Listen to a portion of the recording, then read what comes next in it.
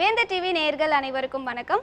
வார வாரம் நம்ம நிகழ்ச்சியில் எளிமையான மருத்துவ குறிப்புகளை சொல்கிறதோட மட்டும் இல்லாமல் மருந்துகளை எப்படி தயார் செய்கிறதுன்னு சொல்லி கொடுத்துட்டு வராரு நம்ம மூலிகை மருத்துவர் ராஜமாணிக்கம் அவர்கள். இன்னைக்கு நம்ம நிகழ்ச்சியில் அவர் எந்தெந்த நோய்க்கான மருந்துகளை தயார் செய்ய போகிறாருன்னு தெரிஞ்சுக்க வாங்க நிகழ்ச்சிக்கு போகலாம்.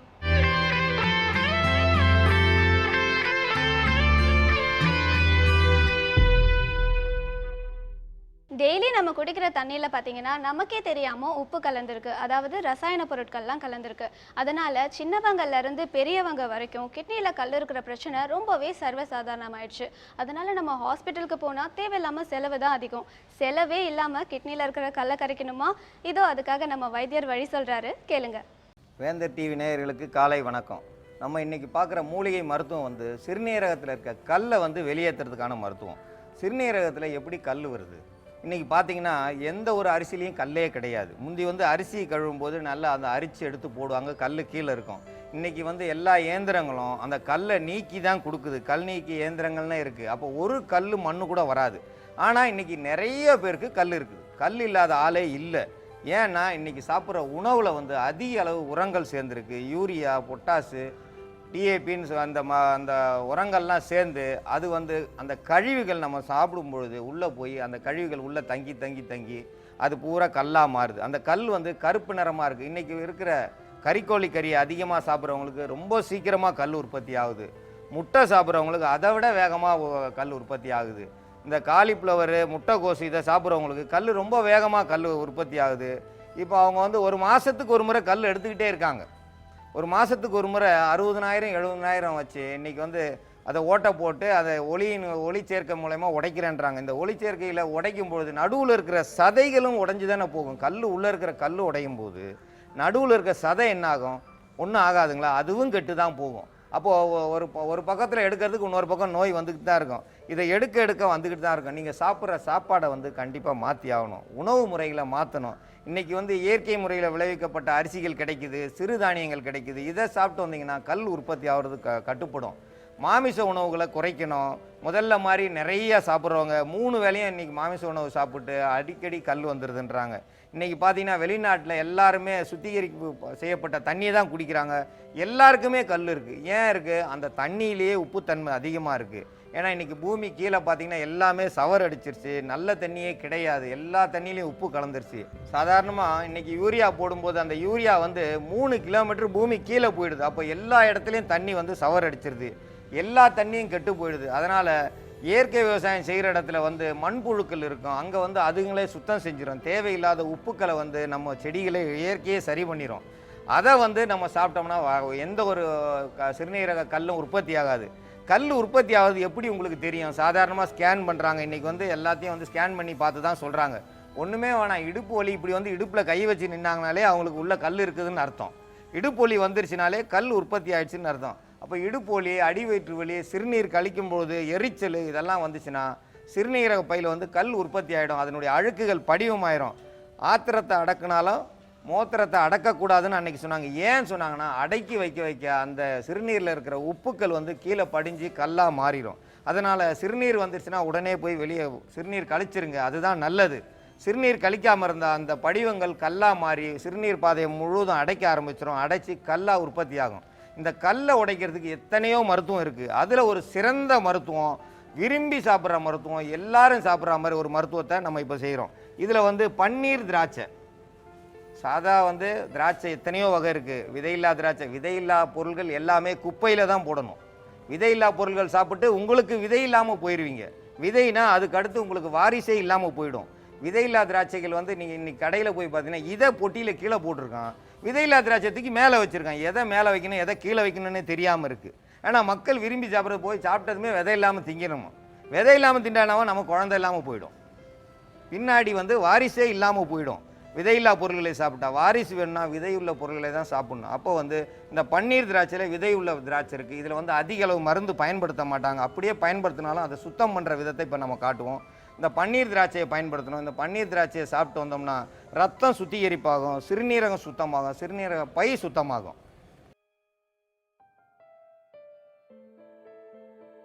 வால்மிளகு. இந்த வால் மிளகை வந்து பயன்படுத்தும் போது சிறுநீரக கற்களை வந்து உடைக்க ஆரம்பிச்சிடும். சிறுநீரக கற்களை உடைச்சதுன்னா அந்த உடைஞ்ச அந்த சிறுநீரக கற்கள் வந்து சிறுநீர் வழியாக வெளியாகிட்டே இருக்கும்.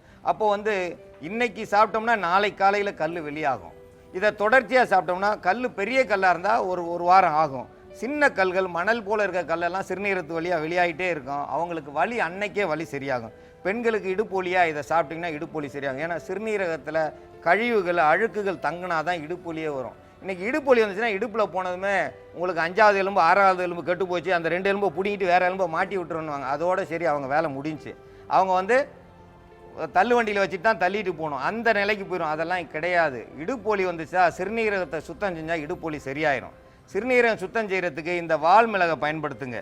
இந்த வால் மிளகை பயன்படுத்தி நம்ம இது பண்ணுறோம். இப்போ நம்ம எத்தனையோ மருந்துகள் அடிக்கிறாங்க திராட்சைக்கு, எத்தனையோ வந்து உரங்கள் அதிகம் வைக்க மாட்டாங்க. திராட்சைக்கு வந்து மருந்துகள் நிறைய அடிப்பாங்க. அந்த மருந்தை சுத்தம் செய்கிறதுக்கு நம்ம மஞ்சளை பயன்படுத்துகிறோம். இந்த மஞ்சள் தூளில் வந்து மஞ்சளை எடுத்து அரைச்செடுத்து அதில் தண்ணியை கலந்து அதில் இந்த திராட்சையை கழுவிட்டு வந்தோம்னா அந்த திராட்சையில் இருக்கிற கழிவு, அதனுடைய மருந்து பொருட்கள், அதோட நச்சு கிருமி எதுவாக இருந்தாலும் வெளியாயிரும். அதே போல் உப்பு, இந்த உப்பை வந்து தண்ணியில் போட்டு கலக்கி அதுலேயும் கழுவி எடுத்தோம்னா அந்த திராட்சையில் இருக்கிற கிருமிகள் வெளியாயிரும், மருந்து பொருட்கள் வெளியாகும். அப்போ வந்து நம்ம சுத்தமான திராட்சை அதுக்கப்புறம் பயன்படுத்தலாம். இந்த செய்முறைகளை இப்போ நம்ம பார்க்கலாம்.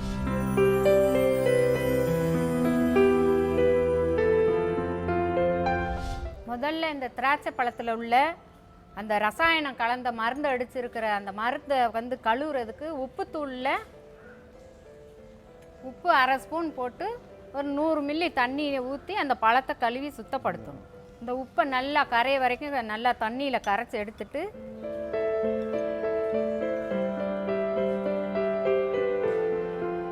ஒரு ஸ்பூன் மஞ்சத்தூளில் அதே அளவு வந்து தண்ணி விட்டு கலந்து பழத்தை சுத்தப்படுத்துறதுக்காக இப்போ நம்ம மஞ்சத்தூளில் தண்ணி விட்டு கலக்கி வச்சிடுறோம்.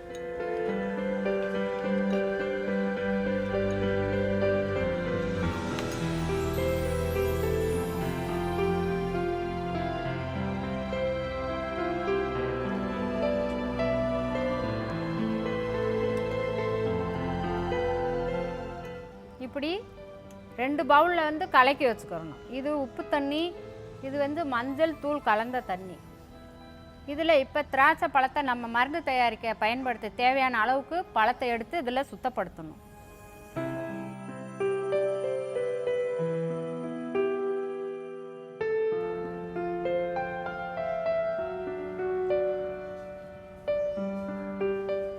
முதல்ல உப்பு தண்ணியில் கழுவி எடுத்து அந்த மருந்தெல்லாம் வந்து உப்பு தண்ணியில் நம்ம வந்து கழுவி எடுக்கிறப்பவே அதில் உள்ள நச்சு கிருமி மருத்துவ குணம் அதெல்லாம் வந்து கழுவி எடுத்துடுறோம். ஒரு 2 நிமிஷம் உப்பு தண்ணியில் கழுவி எடுத்துட்டு திரும்ப அதே பழத்தை மஞ்சள் தண்ணியில் போட்டு சுத்தம் செய்யணும்.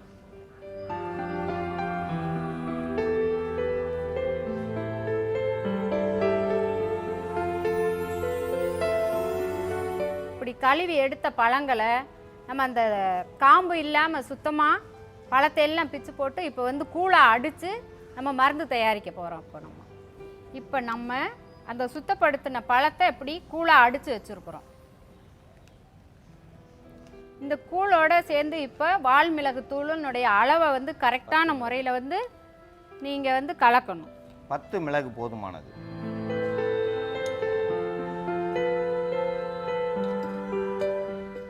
பத்து மிளகு அரைச்சி எடுத்த தூளை கரெக்டான முறையில் அளவாக கலந்துக்கிறணும். அதுக்கு மேலே வந்து கலந்தாக்க வயிற்றில் எரிச்சல் வந்துடும், கல் வந்து கரையும் போது ரொம்ப கஷ்டமாக இருக்கும், வயிறு வலி வந்துடும். அதனால் அளவாக கரெக்டாக நீங்கள் வந்து 9 மிளகு 10 மிளகு அதுக்கு மேலே வந்து நீங்கள் அந்த மிளகை வந்து பயன்படுத்தக்கூடாது, எரிச்சல் உண்டாகும், கல்லை ஒரே சீராக வந்து உடைச்சி எடுக்கும். இந்த மருந்தை வந்து காலையில் எப்போவுமே வந்து வெறும் வயிற்றில் தான் சாப்பிடணும். பெரியவங்க ஆண் பெண் அப்படி இருக்கிறவங்க வந்து 200 மில்லி அளவு சாப்பிடலாம். சின்ன வயசு 7 வயசு 10 வயசுக்குள்ளே உள்ள குழந்தைங்களுக்கு வந்து கல் இருக்குது, எரிச்சல் இருக்குது, யூரின் போக முடியல, சிறுநீர் கழிக்க முடியல அப்படின்ற ஒரு வேதனையில் இருக்கிற குழந்தைங்களுக்கு வந்து 50 மில்லி அளவு வந்து கொடுக்கலாம். இந்த மருந்து சாப்பிட்ற காலத்தில் காலையில் வந்து 1 மாதம் வரைக்கும் கூட ஒரு சிலருக்கு கல் வெளியேறாமல் மெதுவாக கரையும். அப்படி அவங்க இந்த மருந்து சாப்பிட்டுக்கிட்டு இருக்க டயத்தில் உணவு சாப்பிட்றது வந்து அதாவது எலுமிச்சை சாதம், தக்காளி சாதம், தயிர் சாதம், புளி சாதம், அந்த மாதிரி சாதங்கள் வந்து புளிப்பு, காரம் இவைகளை வந்து தவிர்த்துட்டு இந்த மருந்து சாப்பிட்டுட்டு வந்தாங்கன்னா கல் உடஞ்சி சீக்கிரமாக வெளியே வந்துடும். நீங்கள் எப்படி கல் வெளியே வருது அப்படின்றத பார்க்குறதுக்கு நீங்கள் சிறுநீர் கழிக்கும்போது ஒரு வெள்ளை துணியில் போய் நீங்கள் யூரின் போய் பார்த்தீங்கன்னாக்கா அந்த கல் வெளியே வந்திருக்கிறது நீங்களே கண்ணு நேரடியாக பார்க்கலாம். இதை எல்லாரும் பயன்படுத்த வேண்டும் என்று கேட்டுக்கொள்கின்றேன். இந்த இந்த திராட்சை பழத்துலேருந்து எடுத்ததில் 10 மிளகு மட்டும் போதும், வால் மிளகு 10 மிளகு சேர்த்தா போதும். இதை குடிக்கிறதுக்கு அவ்வளோ ருசியாக இருக்கும். இதை சிலர் வந்து என்ன நினைப்பாங்க, இது என்ன வெறும் திராட்சை பழம் தானே, நம்ம தினந்தோறும் சாப்பிட்றோமே. கிடையாது, இதை சுத்தம் செய்யணும். அதில் உள்ள மருந்துகள் வந்து கழுவிட்டினால நமக்கு வந்து இந்த தோல் விதை இதெல்லாம் முக்கியமானது. தோல் விதையை வடிகட்டி வெளியில் போட்டுறக்கூடாது. அந்த திராட்சை பழத்தினுடைய தோலும் விதையும் தான் அதோடு சேர்ந்த மிளகு சேர்ந்து அதனுடைய வினைப்பொருட்கள் ஒன்று சேரும்போது தான் கல் உடைய ஆரம்பிச்சிடும். இதை குடிச்சிங்கன்னா அடிவயிறு குழு குழுன்னு இருக்கும், சுகமாக இருக்கும், சிறுநீர் அதிகமாக வெளியேறும். அன்றைக்கி பார்த்தீங்கன்னா 4 ட்ரிப்பு 5 முறை 6 முறை சிறுநீர் வெளியே கழிப்பீங்க. அப்போ வந்து கல் வெளியாயிரும். இதை சாப்பிடும்போது வலி சரியாகும். இதை வலி சரியாகும் போது வீட்டில் யார் வேணாலும் சாப்பிட்லாம். இது பெண்கள் சாப்பிட்லாம், ஆண்கள் சாப்பிட்லாம், குழந்தைகளுக்கு கொடுக்கலாம், தவறு கிடையாது. உடல் சூட்டை குறைக்கும், அடிவயிற்று வலியை குறைக்கும், இடுப்பொலியை போக்கும். இந்த சிறுநீரை கல் மட்டும் வெளியாகலை, கண் பார்வை கூடும். இதை சாப்பிட்டீங்கன்னா ரத்தம் சுத்திகரிப்பாகும். இத்தனையும் சரியாகும் ஒரே ஒரு மருந்தில். இதையெல்லாம் நம்ம செய்கிறது வந்து ரொம்ப சுலபம். இதை யாருமே சொன்னால் வந்து கேட்க மாட்டாங்க. இதை சாப்பிட்டு பார்த்து அந்த வலி உள்ளவங்க செஞ்சாங்கன்னா அந்த கல் கரைய ஆரம்பிச்சிடும். இந்த கல் கரையிறதுக்கு இது ஒரு சிறந்த மருந்து. நம்ம மூலிகை மருத்துவம் நிகழ்ச்சியில் அடுத்ததா என்ன மருத்துவத்தை சொல்லி கொடுக்க போறாருன்னு தெரிஞ்சுக்கிறதுக்கு முன்னாடி ஒரு சிறிய விளம்பர இடைவேளை. நிறைய பேருக்கு பார்த்தீங்கன்னா தொண்டை வீங்கி பேச முடியாமல் இருக்கிறது ஒரு பெரிய ப்ராப்ளமாகவே இருக்குது.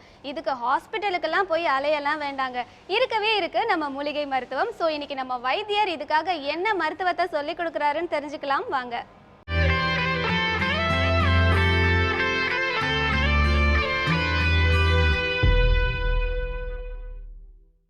உலகெங்கும் உள்ள வேந்தர் டிவி நேயர்களுக்கு காலை வணக்கம். நம்ம இப்போ பார்க்குற மூலிகை மருத்துவம் வந்து தொண்டை வீக்கம், தொண்டை வீக்கத்துக்கான மருத்துவம். தொண்டை எதுக்கு வீங்குது? நிறைய கத்தி பேசுகிறவங்களுக்கு வீங்கும். சாப்பிட்ற உணவுகள் வந்து நல்ல வெயிலில் போயிட்டு வந்து அதிக பனிக்கட்டி அந்த ஐஸு இதெல்லாம் சாப்பிட்டாங்கன்னா அது உடனே வந்து குரல் உடஞ்சி வீங்கிரும், பேச முடியாமல் போயிடும். சிலர் பார்த்திங்கன்னா நிறைய குளிர் இருக்கிற இடத்துல போய் அதிக சூடாக குடிப்பாங்க. சூடாக குடித்தா அது உடனே தொண்டை உடஞ்சிரும்.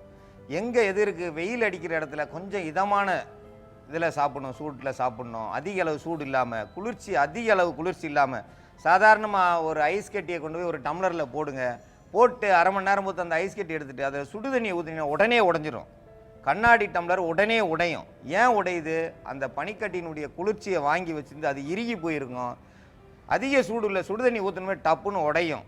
அதே மாதிரி தான் நம்ம குரல் வளையும். குரல் வந்து அதிக அளவு நீங்கள் அந்த எரிச்சல், நெஞ்சு எரிச்சல், இப்போ அதிகமாக ஓட்டப்பந்தயம் ஓடுறவங்க அதிக வேகமாக ஓடும்போது தொண்டையெல்லாம் எரியும், அதிக அளவு உடம்பு சூடு பூரா இருக்கும். அவங்க போனதுமே ஒரு ஐஸ் கட்டியோ ஐஸோ அல்லது குளிர்பானத்தை உடனே குடித்தாங்கன்னா உடல் முழுவதும் புண்ணாயிடும், தொண்டை வீங்கிடும், அவங்களுக்கு வந்து பேசவே முடியாது. அப்போ வந்து நம்ம உணவு வந்து அந்த மாதிரி சாப்பிடக்கூடாது. அந்த வேகமாக ஓடி வந்தவங்களுக்கு இதமான சூட்டில் இருந்த அந்த சுடுதண்ணியை குடித்தாங்கன்னா தொண்டை வீங்காது.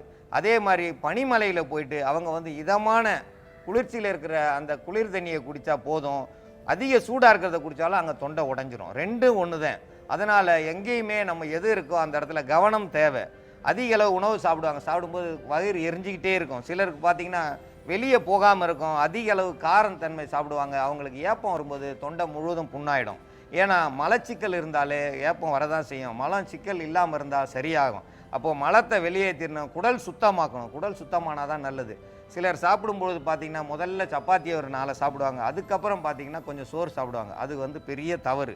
சப்பாத்தியை சாப்பிட்டோம்னா அது செமிக்காமல் கீழே போய் நிற்கும். மேலே இருக்கிற சோறு அதை விட வேகமாக செமிச்சிரும்.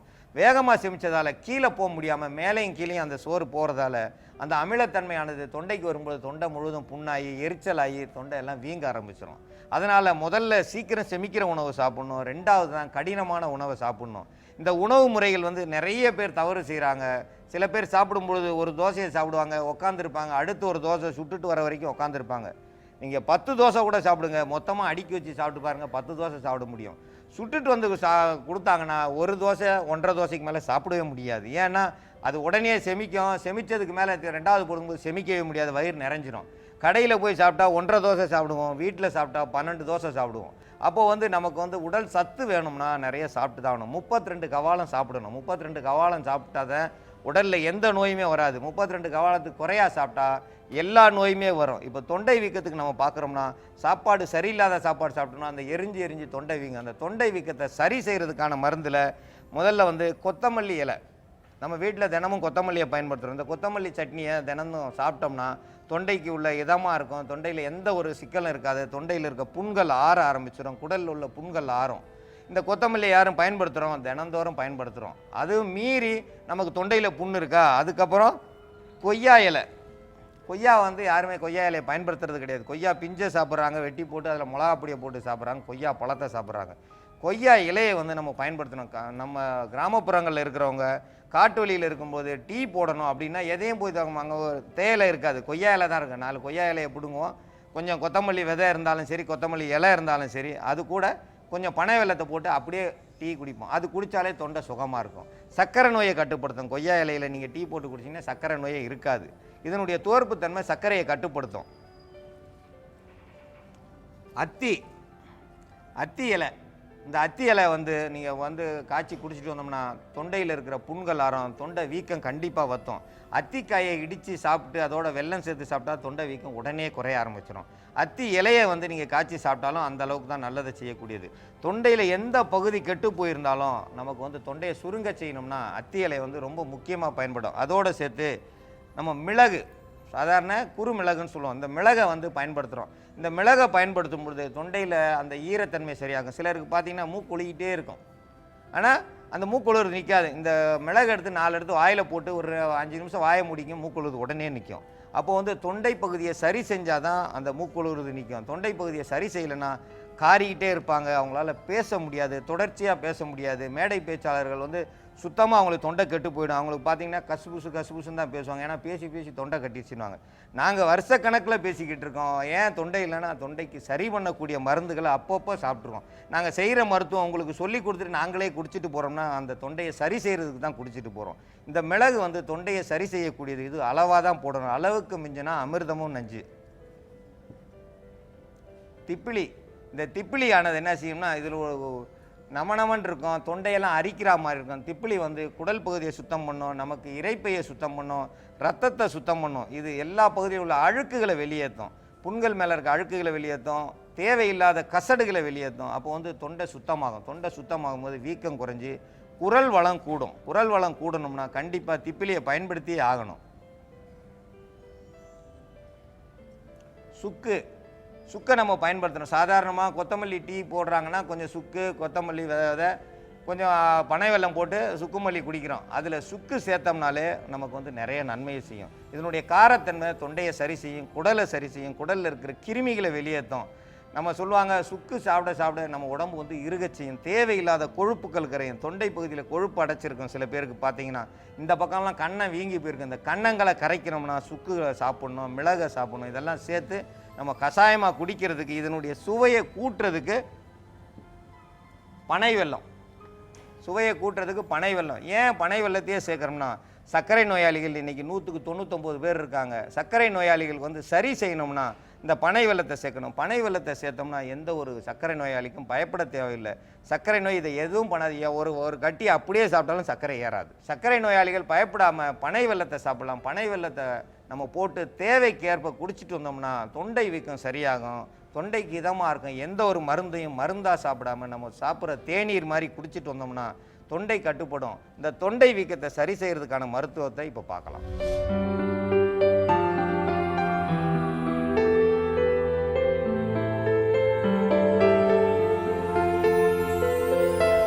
தொண்டை வீக்கத்துக்கான மருந்து, தொண்டை வீக்கத்துக்கு வந்து கொத்தமல்லி இலை கொஞ்சமாக எடுத்துக்கிட்டால் போதுமானது. ஏன்னா நம்ம வந்து ஒரு ஆளுக்கு அளவுக்கு தான் நம்ம தயாரிக்கிறோம். கொத்தமல்லி இலை அந்த அளவுக்கு போதுமானது.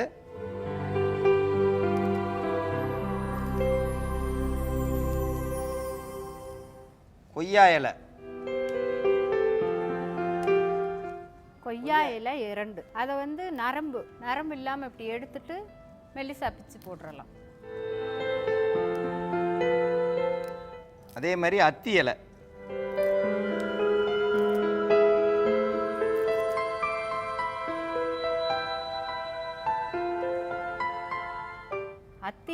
இதுவும் வந்து நரம்பு நீக்கிட்டு சிறுசாக பிச்சு போட்டுடலாம்.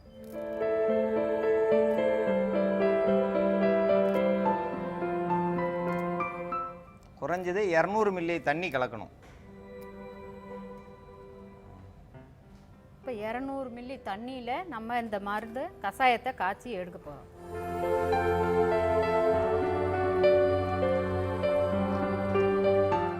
மிளகு வந்து ஒரு 10 மிளகு அளவுக்கு சேர்க்கணும். 10 மிளகு அளவுக்கு சேர்த்தா போதுமானது.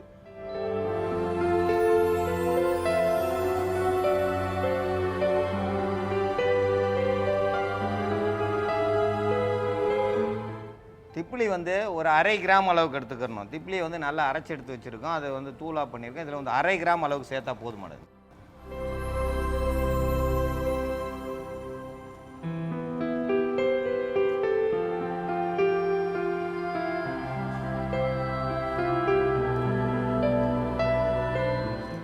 சுக்கு அதே மாதிரி சுக்கு அரைச்சி எடுத்துருக்கோம். சுக்கில் வந்து ஒரு 1/2 கிராம் அளவுக்கு எடுத்துக்கிட்டால் போதுமானது.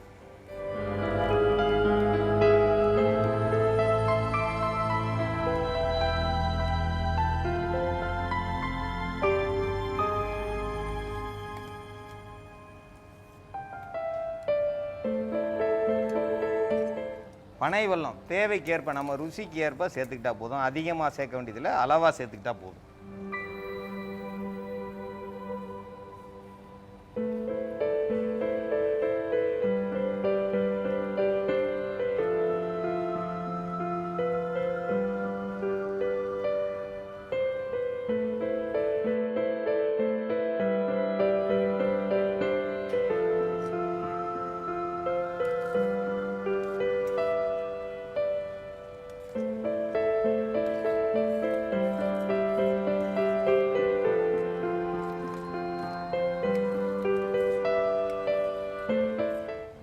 இலையினுடைய சாறும் கஷாயமாக நல்லா இறங்க வரைக்கும் வந்து நல்லா கொதிக்க வச்சு பாதி ஆகிற வரைக்கும் காய்ச்சிடலாம்.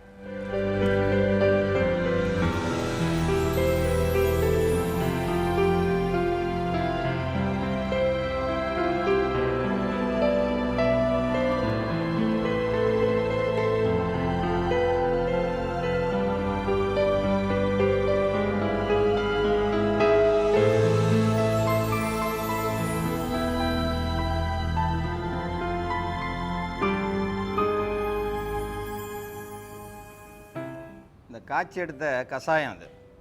இந்த கஷாயத்தை வந்து குடிக்கிறதுக்கு வந்து சுகமாக இருக்கும்.